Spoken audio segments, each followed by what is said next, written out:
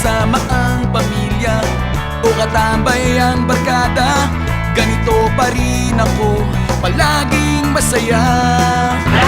May tawanan at kainan ng paborito ko na burger yum. Mula noon hanggang ngayon wala nang iba, pagkat pareho kami ng burger ko. Sa burger patty pa rin magkakatalo.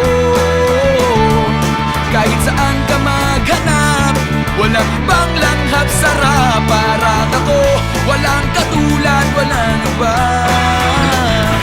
pagkat wala nang tatapat sa nag-iisang langhap sarap at sasayang hatid sa'kin ng Jollibee. Ito ang